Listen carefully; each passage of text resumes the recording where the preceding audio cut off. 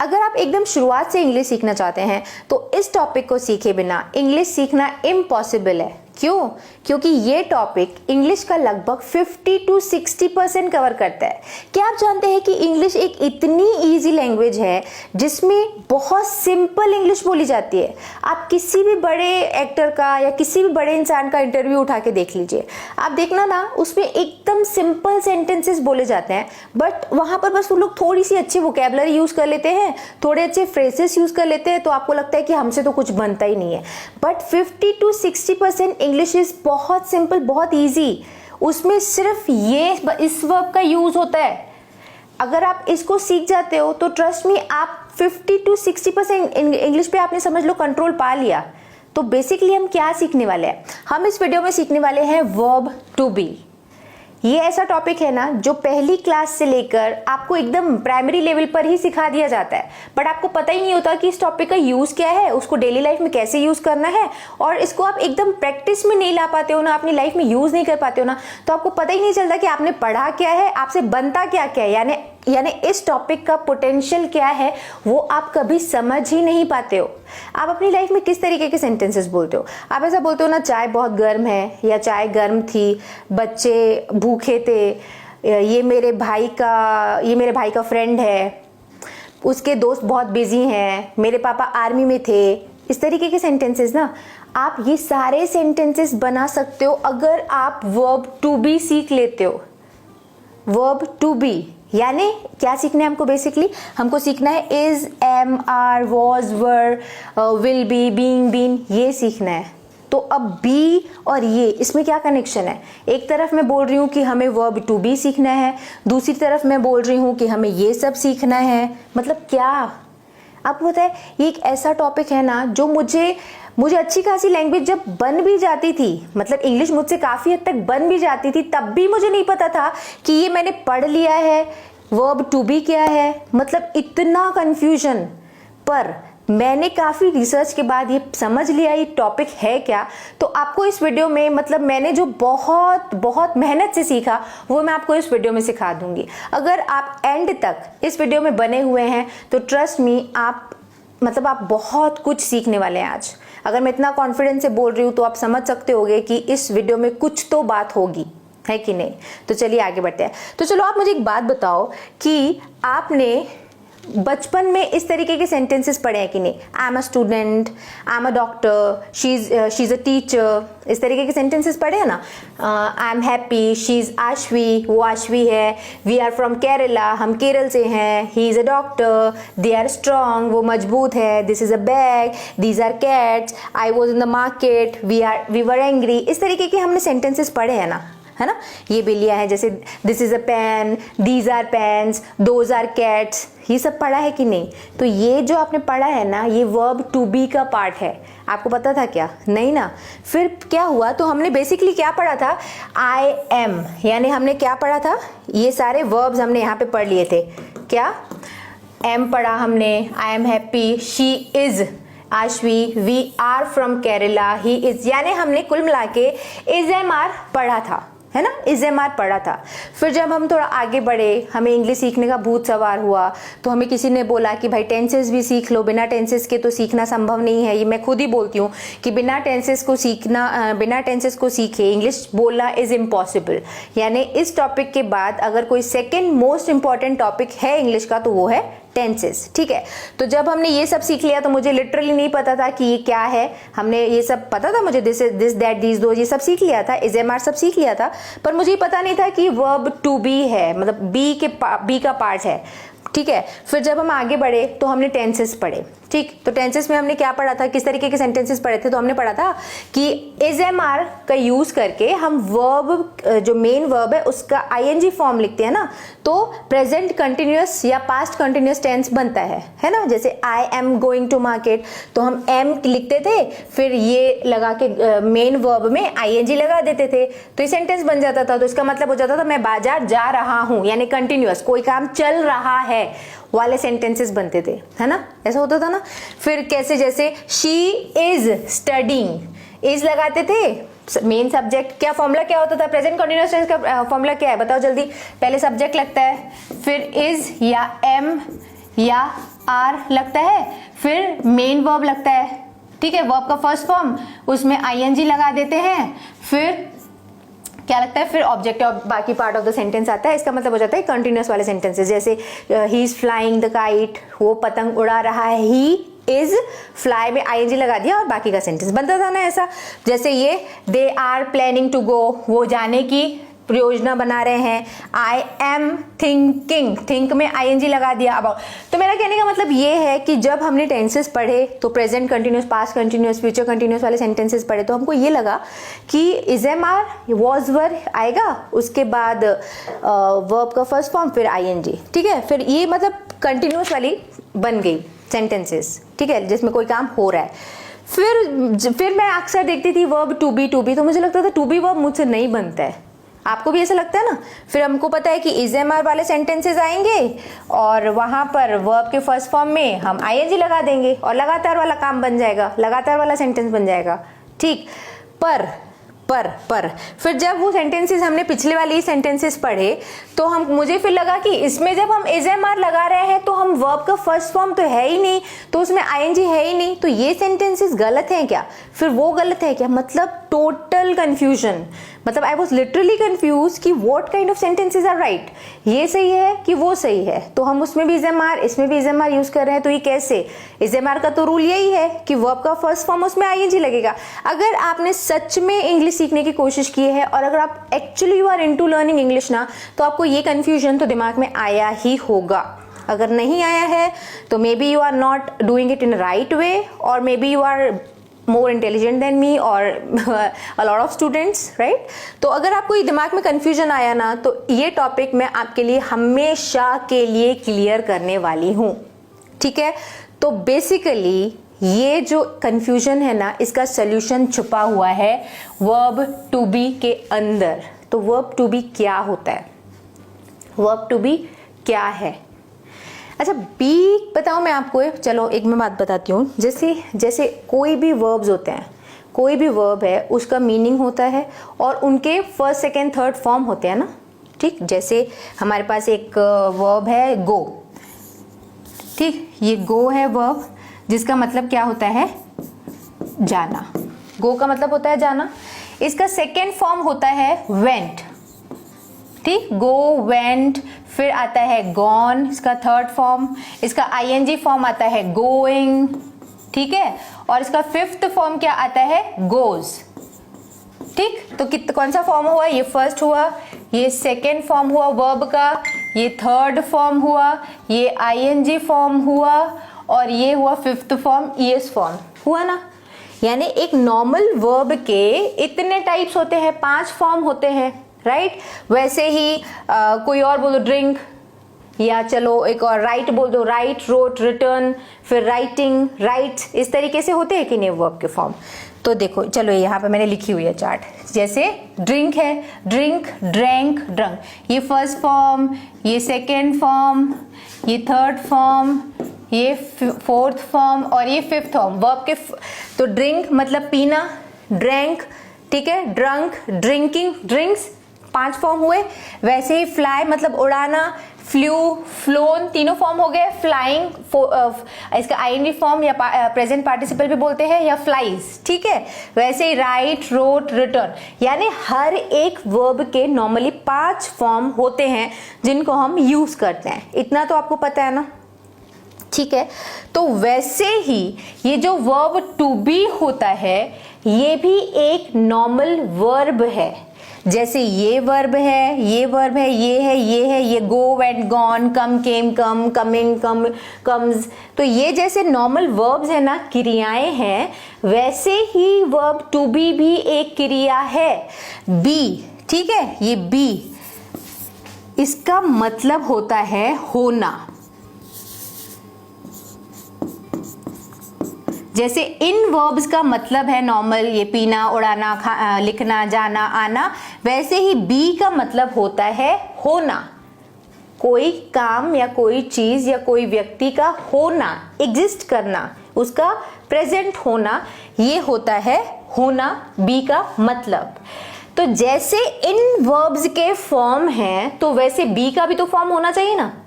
इन verbs के normal 5 form है, तो बी जब एक नॉर्मल क्रिया है, नॉर्मल वर्ब है, तो उसके भी तो फॉर्म होंगे कि नहीं होंगे, ठीक है। तो जब इनके जैसे फॉर्म होते हैं ना, वैसे ही बी के भी फॉर्म होते हैं। ये इन्हीं में से ये लिस्ट हो गई बी, ठीक है। यहां पर बी एक बहुत अलग तरीके का वर्ब है। इनके कितने नॉर्मल फॉर्म है, drink, drank, drunk, drinking, drinks, go and gone, ये है ना, go and gone, going, goes, fly, flu, phloem, flying, flies, इस तरीके से है ना। पर बी के फॉर्म्स ऐसे नहीं होते हैं। बी के एकदम अतरंगी से, विचित्र से फॉर्म होते हैं, जिसकी वजह से ही ये सारा कंफ्यूजन होता है। बी एक बहुत अलग तरीके का वर्ब है। जैसे बी का मतलब तो हुआ होना, पर बी के जो फॉर्म्स होते हैं वो होते हैं इज, एक मिनट में पेन का कलर चेंज कर लेती हूँ, ठीक है। बी के क्या फॉर्म्स होते हैं, बी के फॉर्म्स होते हैं इज, एम, आर। ये हुआ प्रेजेंट फॉर्म। जैसे ड्रिंक का फर्स्ट फॉर्म ड्रिंक है ना, वैसे ही बी का first form in the sense verb का है ना, ड्रिंक का फर्स्ट फॉर्म क्या है, ड्रिंक है, वैसे ही बी का फर्स्ट फॉर्म है इज या एम या आर।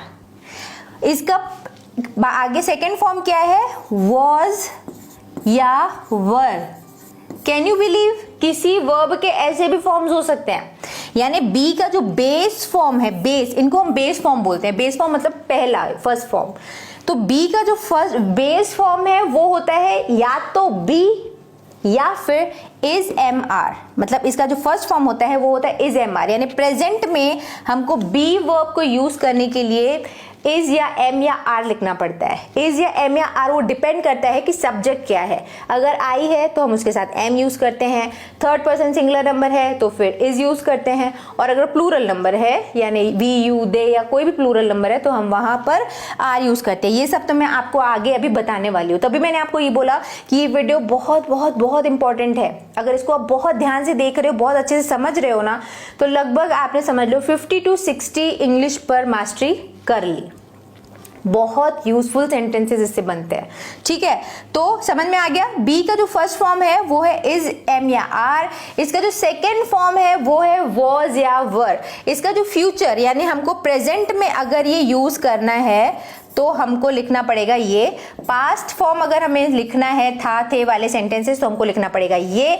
और अगर हमें फ्यूचर वाले सेंटेंसेस बनाने हैं ना तो हमें लिखना पड़ेगा विल बी। ये फ्यूचर वाले सेंटेंसेस बनेंगे विल बी के थ्रू। और इसका जो आईएनजी फॉर्म होता है वो होता है बीइंग। आपने बीइंग बीइंग बीइंग बीइंग बहुत सुना होगा ना, बहुत इंपॉर्टेंट है ये भी। और इसका फिफ्थ फॉर्म तो होता नहीं है, बट इसका पास्ट, ये प्रेजेंट पार्टिसिपल है ना, पास्ट पार्टिसिपल होता है इसका बीन। तो कुल मिला के जो बी है वर्ब, उसके सारे फॉर्म्स क्या होते हैं, बी के फॉर्म्स हुए, एक तो बी तो बेस फॉर्म में हुआ ही हुआ, फिर इसका हुआ इज, एम, आर, ठीक है, is, am, are, was, were, will be, being और बीन। यानी अगर आपको वर्ब बी या टू बी जिसको हम बोलते हैं बहुत अच्छे से पढ़ना है तो आपको समझ लो ये बहुत अच्छे से सीखना पड़ेगा। तो इस वीडियो में मैं बीइंग और बीन कवर नहीं करने वाली हूं, बट हम इज, एम, आर, वॉज, वर और विल बी ये टॉपिक हम सारा कवर करेंगे बहुत अच्छे से। आपको सारे इसके पॉजिटिव मतलब अफर्मेटिव सेंटेंसेस, पॉजिटिव वाले जिसमें नहीं का यूज नहीं होता, नेगेटिव, इंट्रोगेटिव, WH वाले सारे सेंटेंसेस, सारे के सारे सेंटेंसेस में आज क्या है जिसमें आपको बनाना सिखाने वाली हूँ। तो आपको समझ में आ गया कुल मिला के वर्ब बी क्या होता है, ठीक है। वर्ब जैसे बी और वैसे ही डू और हैव, ये तीन टॉपिक बहुत ज्यादा बोले जाते हैं कि इंग्लिश में इनको सीखो, इनको सीखो, इनको सीखो। तो बी जैसे ही अजीब सा अतरंगा सा वर्ब मैंने बताया ना आपको कि ये एक मेन वर्ब के जैसे यूज हो रहा है बी के फॉर्म में, और वैसे ही ये क्या होता है ना, एक ऑक्सिलरी वर्ब के जैसे भी यूज होता है। जैसे आप बताओ, आपने देखो डू वर्ब को आप जानते हो ना, डू का क्या मतलब होता है, डू का मतलब होता है करना, ठीक। पर आप प्रेजेंट इंडेफिनेट वाले सेंटेंसेस में डू और डज भी एज ए हेल्पिंग वर्ब भी यूज करते हो कि नहीं? जैसे आई डू माई वर्क, मैं अपना काम करती हूँ, और अगर मुझे प्रेजेंट इंडेफिनेट वाले सेंटेंसेस का नेगेटिव बनाना होता है तो मैं डू नॉट लिखती हूँ ना। जैसे आई राइट अ लेटर, मैं एक लेटर लिखती हूँ और मुझे बोलना हो कि मैं लेटर नहीं लिखती हूँ तो मैं बोलूँगी I do not write a letter. ठीक है, मैं एक लेटर नहीं लिखती हूँ। तो डू का मतलब होता है करना, मैं अपना काम करती हूँ, आई डू माई वर्क। तो एज अ मेन वर्ब भी यूज होता है डू, और डू एक हेल्पिंग वर्ब के जैसे भी यूज होता है ना, है कि नहीं? तो वैसे ही हैव भी एक हेल्पिंग वर्ब के जैसे भी यूज होता है और एक मेन वर्ब के जैसे भी यूज होता है। तो बी जो है, वर्ब बी, ये जो मैंने आपको उसके फॉर्म्स बताया ना, इज एम आर, वो एक मेन वर्ब के तौर पर यूज होते हैं। आपको समझ में आएगा मैं आपको क्या बोल रही हूँ। और मेन वर्ब के जैसे भी यूज होते हैं, और जो बी है ना, इज एम आर, वो हम हेल्पिंग वर्ब के जैसे भी यूज करते हैं। यानी मैंने आपको इसमें जो ये वाला बताया था, ये वाले सेंटेंसेस जो मैंने आपको बताया ना, इन सारे सेंटेंसेस में जो इज एम आर है वो एक मेन वर्ब के जैसे यूज हुआ है, मेन वर्ब के जैसे। वैसे ही ये वाले जो स्लाइड है, इसमें जो मैंने आपको कंटिन्यूस वाले सेंटेंसेस में इज एम आर का यूज बताया, इनमें इज एम और आर एक हेल्पिंग वर्ब के जैसे यूज हुआ है।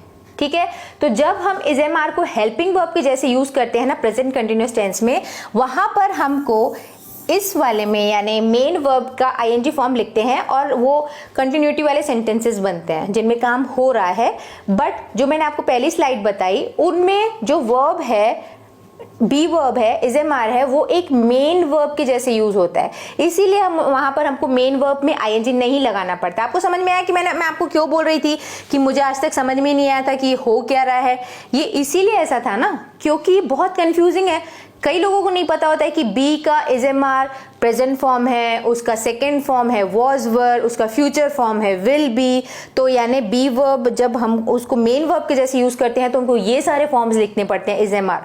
और अगर हम उस प्रेजेंट में यूज करें, प्रेजेंट कॉन्टिन्यूस टेंस में बी वर्ब को यूज करें, तो हम इज एम आर के साथ हम मेन वर्ब आईएनजी सब लिखते हैं। यानी वहां पर वो एक ऑक्सिलरी वर्ब यानी एक हेल्पिंग वर्ब के जैसे यूज होता है।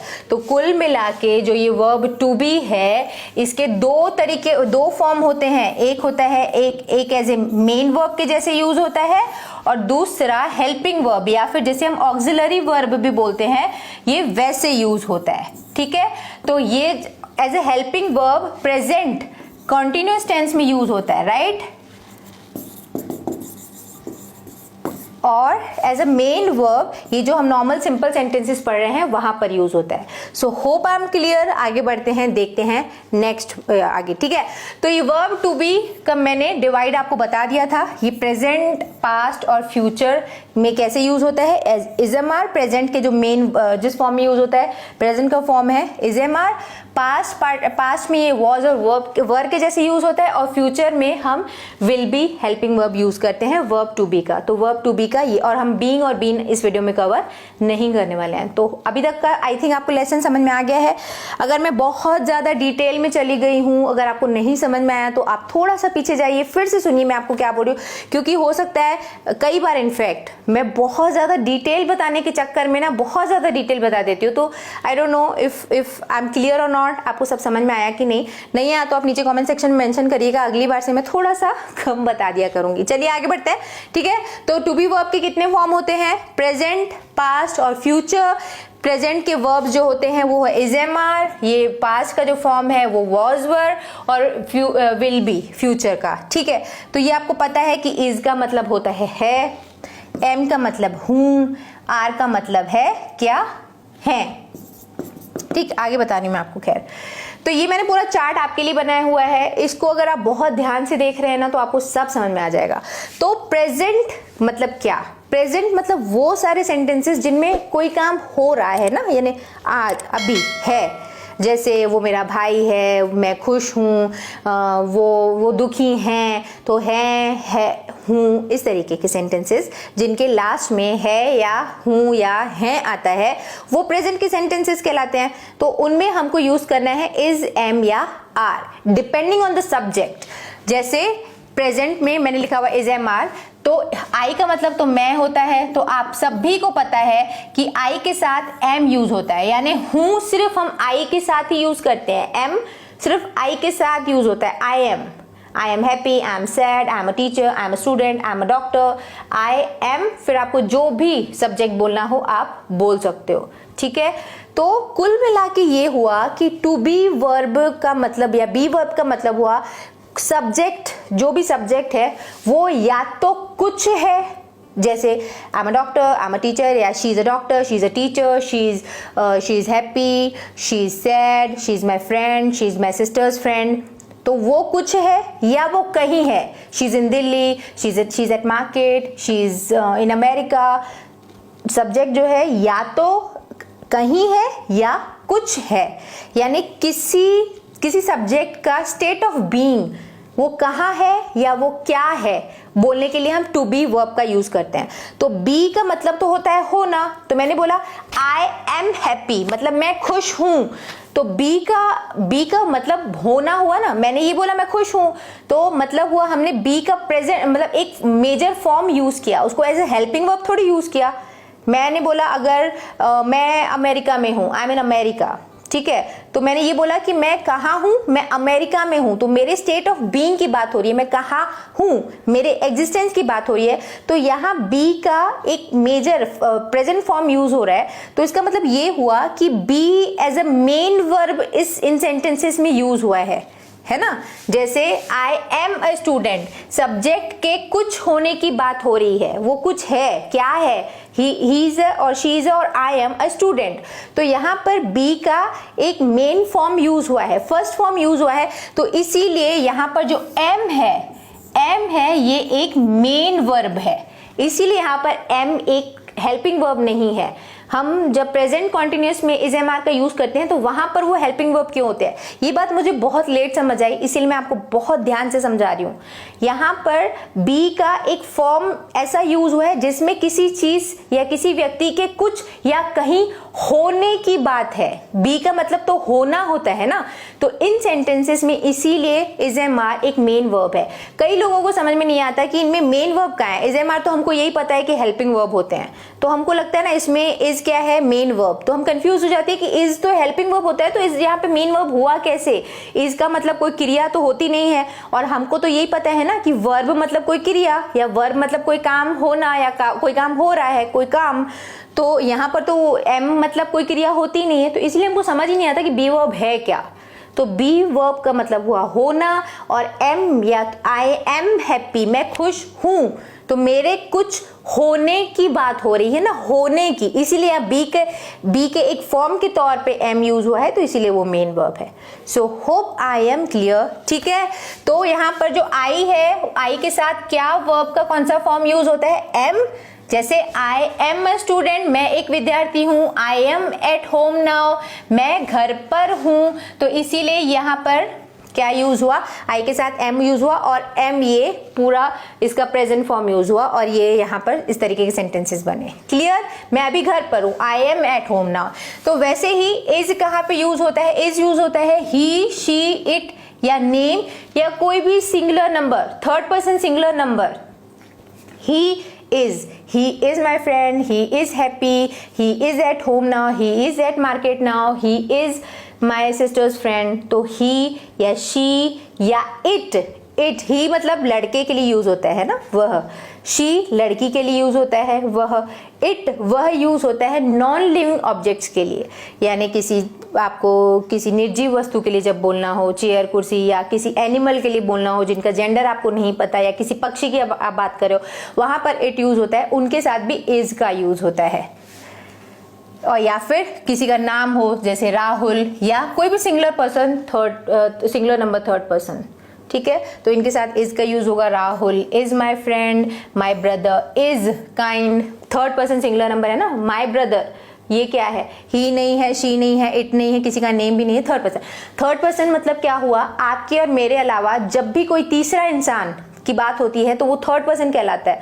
और अगर जिसकी बात हो रही है, my friend, my brother, my sisters, niece, है ना। इस तरीके से अगर हम किसी भी इंसान की बात कर रहे हैं जो हम दोनों के अलावा है, आपके और मेरे अलावा है, तो वो थर्ड पर्सन, और अगर वो एक है व्यक्ति तो उसके साथ इज, ठीक है। तो जैसे माई ब्रदर इज काइंड, समझ में आ गया। बाकी वी, यू और दे या plural number, third person plural number, आपके और मेरे अलावा कोई भी तीसरा व्यक्ति, बट वो एक नहीं, एक से ज्यादा है, तो वहां पर हम आर का यूज करते हैं। जैसे Mohan and Sohan are happy, वो दोनों खुश हैं, है ना। तो एक या दो से ज्यादा लोगों की बात होती है तो क्या आर यूज करते हैं। जैसे दे आर ऑनेस्ट, वो ईमानदार है, ठीक है। तो बहुत सिंपल है, अभी मैंने बहुत डिटेल में बताया, इसीलिए आपको थोड़ा सा डिटेल लग सकता है, बट ये बहुत सिंपल है, ट्रस्ट में बहुत सिंपल है। अगर आपने इन सेंटेंसेस की प्रैक्टिस कर ली ना, तो ट्रस्ट में बहुत आसानी से आप लगभग 50 to 60% जो भी इंग्लिश में सेंटेंसेस यूज होते हैं वो कवर कर सकते हो, ठीक है। तो प्रेजेंट का देख लिया आपने कैसे, मैं आगे अभी आपको और बाकायदा स्ट्रक्चर के साथ भी बताने वाली हूँ। नेगेटिव और इंट्रोगेटिव नेगेटिव, ये सारे सेंटेंसेस भी बताऊंगी, आप जस्ट होल्ड तो करो, ध्यान से देखो तो सही, ठीक है। तो प्रेजेंट हमने देख लिया। अब पास्ट में था, थे, थी वाले सेंटेंसेस आते हैं जैसे, और इसमें क्या था, वॉज और वर ही यूज होता है। जैसे आई, ही, शी, इट, नेम, या कोई भी थर्ड पर्सन सिंगुलर नंबर है तो इन सब के साथ हम वॉज यूज करते हैं। आपको पता तो है ना, वह मेरा दोस्त है या वह मेरा दोस्त था, तो जब भी हमको था वाले सेंटेंसेस बोलने हैं ना तो हम वॉज यूज कर लेते हैं। जैसे वो मेरी फ्रेंड थी, वो मेरा बैग था, वह मेरा बैग था, यानी जब भी एक वचन की बात हो रही है तब हम वॉज का यूज करेंगे, और जब ज्यादा की बात होगी तब हम क्या यूज करेंगे, वर यूज करेंगे। जैसे वी वर, हम गए थे या दुकानें बंद थी, ठीक है। तो जब भी एक से ज्यादा की बात होगी तो वहां पर वर यूज होगा, और यू के साथ भी वर यूज होता है। जैसे देख लो, आई वॉज हेल्पलेस, मैं मजबूर था, तो था एक वचन की बात हो रही है तो हमने वॉज यूज किया। ही वॉज माई फ्रेंड, वो मेरा मित्र था। यू वर देयर, तुम वहां थे, है ना, थे हम बोलते हैं ना, तो इसलिए वहां पर वर यूज होगा। Children were happy, the children were happy, बच्चे खुश थे। अगर था वाले सेंटेंसेस आएंगे तो वॉज, ज्यादा वाले सेंटेंसेस आएंगे, है ना, तो वर, थे वाले सेंटेंसेस हम वर लगा देंगे, ठीक है। अभी इतना समझते जाओ, आगे और आपको प्रैक्टिस के लिए बहुत कुछ मिलने वाला है। फ्यूचर वाले सेंटेंसेस देख लो, फ्यूचर जैसे होगा या होंगे या होगी, इस तरीके के वाले जो भी सेंटेंसेस बनेंगे ना, तो हम वहां पर क्या यूज करते हैं, विल बी। जब भी, और इन सब में हमको थोड़ा बाउंडेशन है ना कि आई के साथ या इनके साथ ये यूज होगा। विल बी फॉर ऑल, जितने भी सब्जेक्ट्स हैं सबके साथ हम विल बी यूज करते हैं। हालांकि इसके साथ शेल भी आता है, बट अभी जो इंग्लिश है ना, करंट इंग्लिश है, स्पोकन इंग्लिश है, वहां पर शेल बी नहीं यूज होता है, वो ऑब्सोलीट हो चुका है, विल बी ही यूज होता है सारे सब्जेक्ट के साथ। बट अगर आप चाहे तो आईवी के साथ आप शेल बी यूज कर सकते हैं, शेल बी, बट सभी के साथ अगर आप विल बी करो तो वो ज्यादा बेटर है। तो जैसे, और इसका मतलब क्या होगा, होगा या होंगे या होगी। जैसे वो डॉक्टर होगी या डॉक्टर बनेगी, वो अभी सो रही होगी या वो अभी घर पर होगी, वो सोई होगी, दुकानें बंद होंगी। तो इस तरीके के सारे सेंटेंसेस विल बी के साथ बनते हैं। जहां पर आप फ्यूचर की बात करते हो, ऐसा होगा, सब्जेक्ट वो खुश होगी, यानी जो भी सब्जेक्ट है वो या तो कुछ होगा या कहीं होगी, वो जो है वो बहुत दुखी होगी, वो पास हो गई होगी, है ना। तो ऐसे, जैसे वी विल बी रिच, हम रईस होंगे, फ्यूचर की बात है, हम रिच हो जाएंगे, है ना, अमीर हो जाएंगे। या she will be at home tomorrow, वो कल घर पर होगी। तो जब भी फ्यूचर की बात होती है ना, तो इस वहां पर हम विल बी का यूज करते हैं, ठीक है। आगे देखते हैं कि ये सारे सेंटेंसेस का स्ट्रक्चर कैसे बनता है और इनका नेगेटिव, इंट्रोगेटिव और बाकी WH वाले सेंटेंसेस कैसे बनते हैं। ये यहाँ पर देखो, आपको चार्ट दिख रहा है, इस तरफ आप देख लो, चार्ट है ये पूरा। यहाँ पर मैंने लिखा हुआ है प्रेजेंट, जो कि इज एम ये है, ये सब बता चुकी हूँ मैं आपको। तो इनमें सेंटेंसेस का मेनली स्ट्रक्चर होता क्या है, ये देखो। सबसे पहले बेसिकली ये जो सेंटेंस टू बी वाले जो सेंटेंसेस होते हैं ना, वर्ब टू बी वाले सेंटेंसेस, इनमें सबसे पहले आता है सब्जेक्ट। अभी तक आपने देखा ना, आई वी यू दे, ये सारे सब्जेक्ट सबसे पहले आ रहे हैं। इनके बाद आता है वर्ब। अब मेन वर्ब यानी टू बी वर्ब के फॉर्म्स, प्रेजेंट है तो इज एम आर, पास्ट है तो वॉज वर, और अगर फ्यूचर है तो विल बी आएगा। ये क्लियर है, बहुत सिंपल। इसके बाद सिंपली आता है ऑब्जेक्ट, जो भी ऑब्जेक्ट है उसके आगे अगर कोई भी पार्ट ऑफ द सेंटेंस है तो वो आ जाएगा। कितना सिंपल है, subject plus is am are plus object. और अगर आपको इसका नेगेटिव बनाना है तो इज एम आर या जो भी मेन वर्ब है ना, है ना, उसके बाद आप नॉट लगा दो। आपको पता तो है, सबको पता है, सबने थोड़ा बहुत तो पढ़ाई होता है, टेंसेस वगैरह सबको पता है। हमेशा अगर आपको किसी भी सेंटेंस का नेगेटिव बनाना है ना, तो उसमें वर्ब के बाद या हेल्पिंग वर्ब के बाद आपको नॉट लगाना होता है। जैसे she is happy, she is not happy, she is my friend, she is not my friend. तो इज एम आर के बाद आपको नॉट लगा देना है नेगेटिव सेंटेंसेस में, और ये अफर्मेटिव सेंटेंसेस में subject plus is am are plus object. और अगर आपको उसका इंट्रोगेटिव बनाना है कि वो एक डॉक्टर है, शी इज अ डॉक्टर, वो डॉक्टर नहीं है, she is not a doctor, क्या वो एक डॉक्टर है, तो आपको जो भी मेन वर्ब है ना उसको आगे लगा देना होता है। She is not a doctor, is she a doctor, यानी इज एम आर में जो भी हेल्पिंग वर्ब है या जो मेन वर्ब है वो आपको आगे लगाना है, फिर सब्जेक्ट ऑब्जेक्ट और फिर आ जाएगा क्वेश्चन मार्क। ठीक है। और अगर आपको इसका WH बनाना है तो जो भी WH वर्ड है वो लिखो, फिर उसके तुरंत बाद हेल्पिंग वर्ब लिखो। ये वाला ही स्ट्रक्चर बाद में आएगा, बस आगे WH आ जाएगा, हेल्पिंग वर्ब ये आ जाएगा, सब्जेक्ट ऑब्जेक्ट और क्वेश्चन मार्क। क्लियर। जैसे I am a doctor, I am not a doctor, am I a doctor, क्या मैं एक डॉक्टर हूं, why am I a doctor, मैं एक डॉक्टर क्यों हूं, why am I a doctor, तो वाई हमने लगा दिया, फिर एम, फिर आई, फिर ठीक है, ये हो गया। इसके बाद आपने ये ऑब्जेक्ट लगा दिया। क्लियर।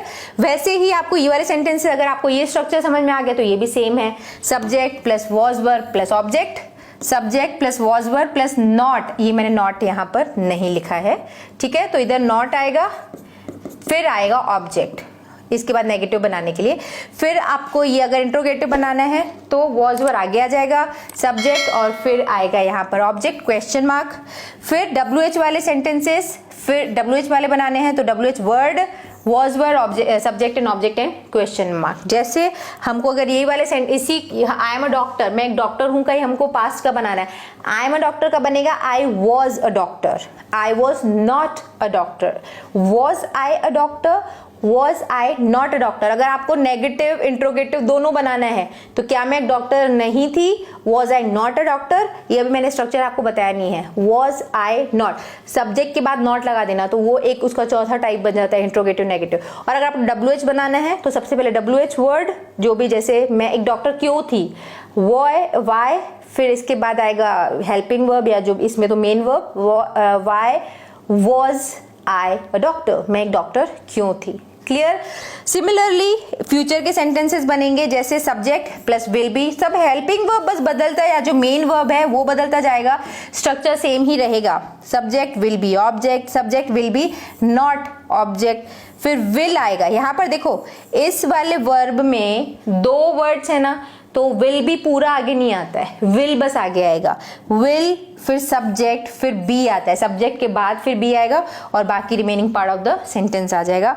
WH वर्ड, विल और सब्जेक्ट एंड देख लो स्ट्रक्चर। ठीक है, तो इसमें कैसे बनेगा, I will be a doctor, I will not be a doctor, will I be a doctor, will I not be a doctor, Why will I be a doctor? मैं एक डॉक्टर क्यों बनूंगी। तो इस तरीके से सेंटेंसेस बनेंगे। अब आपको सारी चीज समझ में आ गई है कि सेंटेंसेस कैसे बने हैं। स्ट्रक्चर बहुत सिंपल है, बहुत ज्यादा सिंपल है, आपको सिर्फ इनकी बहुत अच्छे से प्रैक्टिस करनी है। ठीक है, तो आप कोई भी एक सेंटेंस उठाओ, उनको इन सारे स्ट्रक्चर्स के साथ एक ही बार में बोल दो। जैसे कोई भी एग्जाम्पल, जैसे वो मेरा दोस्त है, ही इज माई फ्रेंड, वो मेरा दोस्त नहीं है, he is not my friend, क्या वो मेरा दोस्त है, इज ही माई फ्रेंड, क्या वो मेरा दोस्त नहीं है, is he not my friend. ये मैंने स्ट्रक्चर बताया नहीं है, अगर आप चाहो तो उसकी प्रैक्टिस करो, नहीं तो आप डायरेक्ट WH वाला बोल देना। वो मेरा दोस्त क्यों है, why is he my friend.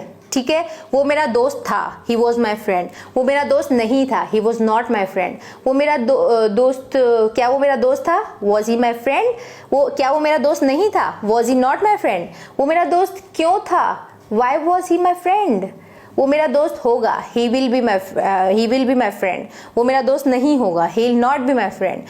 क्या वो मेरा दोस्त होगा, will he be my friend? क्या वो मेरा दोस्त नहीं होगा, will he not be my friend? वो मेरा दोस्त क्यों होगा, why will he be my friend? तो इस तरीके से आप बोल बोल के प्रैक्टिस करिए, ट्रस्ट मी आप बहुत कुछ सीखने वाले हो। अभी तो मैं आपको ऐसे ऐसे सेंटेंसेस बताऊंगी जो आपको सुनकर अभी अगर आपको अभी तक भी ये चैप्टर ईजी लग रहा है, ये वाला वीडियो ईजी लग रहा है, तो आप आगे के सेंटेंसेस देख के आपको समझ में आ जाएगा कि ये ईजी तो है पर यूजफुल कितना ज्यादा है।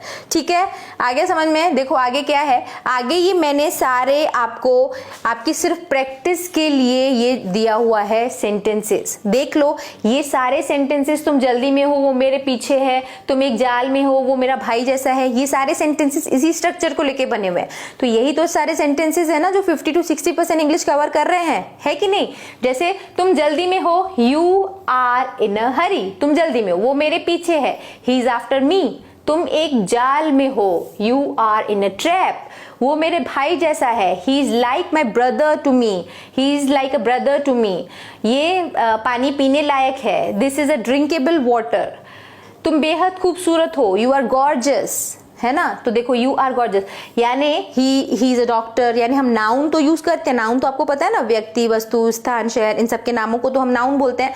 बट हम एडजेक्टिव के साथ भी ये वाले फॉर्मूलाज बना सकते हैं। जैसे ये एडजेक्टिव है ना, सुंदर, गॉर्जियस, यू आर गॉर्जियस, तुम बहुत ज्यादा गॉर्जियस या तुम बहुत बेहद खूबसूरत हो। तो इसी स्ट्रक्चर के साथ हमने यहाँ पर नाउन की जगह पे अगर हम एडजेक्टिव यूज कर लेते तो इस तरीके के सेंटेंसेस बन जाते हैं। तो देख लो इसी स्ट्रक्चर के साथ कितने सेंटेंसेस, कितने ब्यूटीफुल सेंटेंसेस बन रहे हैं।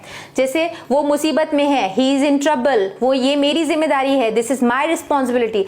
तुम बहुत बहादुर हो, यू आर वेरी ब्रेव, वो तो डरपोक है, ही इज चिकन हार्टेड, और ही इज अ कावर्ड, और ही इज टिमिड, है ना। सबका मतलब डरपोक ही होता है। तुम बेवकूफ हो, यू आर स्टूपिड और फूल, ये तो महंगा है, इट इज एक्सपेंसिव। ये सारे सेंटेंसेस बनते हैं कि नहीं।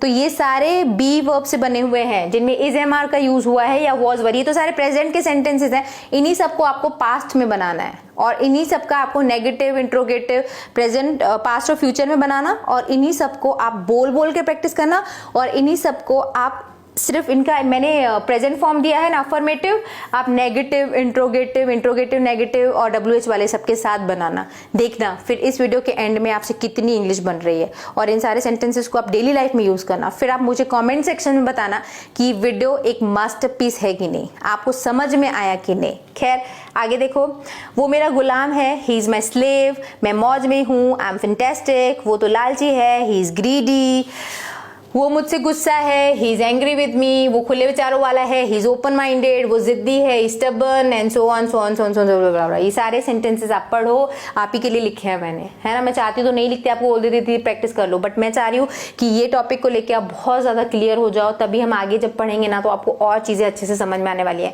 क्योंकि जब पढ़ने और पढ़ाने में मजा आता है ना, तभी चीजें सीखने को मिलती है ना, तभी सीखने में मजा आता है। खैर तो ये देखो सारे प्रेजेंट में है ना, अब आप इनको ले लेके इनका पास्ट बनाओ। जैसे वो जिद्दी है, ही इज स्टबर्न, तो आपको बनाना है वो जिद्दी था, ही वॉज स्टबर्न, और इनके आपको वो जिद्दी होगा, ही विल बी स्टबर्न। फिर इनके आपको नेगेटिव, इंट्रोगेटिव और सारे बनाने हैं। जैसे he is stubborn, he is not stubborn, is he stubborn, is he not stubborn, why is he stubborn, he was stubborn, he was not stubborn, was he stubborn, was he not stubborn, why was he stubborn, he'll be stubborn, he'll not be stubborn, will he be stubborn, why will he be stubborn। इस तरीके से आपको बनाने सारे sentences, ठीक है। तो I think ये चैप्टर या ये लेसन आपको बहुत अच्छे से समझ में आया। अगर हाँ तो give it a thumbs up and do share it with whoever you think, ये उनके लिए, जिनके लिए भी वीडियो आपको लग रहा है यूजफुल होने वाला है, तो उनके साथ इस वीडियो को जरूर शेयर करिएगा। एंड अगर आपको लग रहा है कि सिर्फ इतना ही लेसन है और बी के सिर्फ बी जो है वो is am are, was were, will be, being के फॉर्म में यूज होता है, तो आप गलत हैं। Be as a base form भी यूज होता है, यानी आप किसी भी मोडाल वर्ब्स के साथ देख लीजिए, जैसे you should be kind to others, आपको दूसरों के साथ भी होना चाहिए। तो be as a base form भी कई जगह यूज होता है, हमेशा is am are, was were, will be के फॉर्म में नहीं यूज होता है। कई बार बी को बी के जैसे भी यूज करना चाहिए या करते हैं। जैसे बी के क्या यूज है as a base form, you should be kind to others, आपको दूसरों के प्रति दयालु होना चाहिए। He must be here by now, वो अब तक यहाँ होना चाहिए। तो मोडाल वर्ब्स के साथ कई बार बी यूज होता है, शुड बी, मस्ट बी, ठीक है, माइट बी और normal will be, may be, ये सब के साथ यूज होता है। जैसे he must be here by now, वो अब तक यहाँ होना चाहिए। They could be at the park, वो पार्क में हो सकते हैं। He might be late for the meeting, वो मीटिंग के लिए उसे देर हो सकती है। बी काइंड टू अदर्स, दूसरों के साथ काइंड रहें। शील बी बिजी टुमारो, वो कल व्यस्त होगी। The train will be delayed due to bad weather, बुरे मौसम के कारण ट्रेन में देर हो सकती है। You should be more careful while driving, आपको ड्राइविंग चलाते समय और केयरफुल होना चाहिए। तो इन सारे सेंटेंसेस में be as a base form भी यूज होता है। तो ये मैंने आपकी जानकारी के लिए आपको बता दिया। तो मुझे उम्मीद है कि आपने अभी तक वीडियो को लाइक कर दिया है, शेयर कर दिया है। बट आपकी प्रैक्टिस के लिए अभी आगे कुछ और है, ये है प्रैक्टिस शीट। यानी अगर आप अपनी नॉलेज को चेक करना चाहते हैं, अगर आप देखना चाहते हैं कि लेसन आपको अच्छे से समझ में आया कि नहीं, तो सिंपली बहुत सिंपल से 8 सेंटेंसेस हैं, इनको आप ट्रांसलेट करो, ठीक है। और इनके 5 फॉर्म में जो मैंने आपको 4-5 स्ट्रक्चर्स बताया ना, सब में नेगेटिव, इंट्रोगेटिव, इंट्रोगेटिव, नेगेटिव और WH, ये सारे सेंटेंसेस में लिखो 8 के 8 को, और इनको बोलो भी। तो बोला हो तो मुझे नहीं सुनाई देगा, बट अगर आप लिख के कमेंट कर देंगे तो मैं उसको पढ़ जरूर सकती हूँ। तो मुझे भी एश्योरेंस हो जाएगा कि आपको कितना समझ में आया, और लाइक्स और शेयर्स देख के तो मुझे पता चल ही जाएगा कि वीडियो आपको पसंद आया कि नहीं। So do like this video, share it, और अगर आप ऐसे वीडियोस और देखते रहना चाहते हैं तो चैनल को सब्सक्राइब जरूर करिएगा। On that note I am signing off. मिलते हैं हमारे अगली वीडियो में एक और नए टॉपिक के साथ। See you the next video, bye bye, thanks for watching.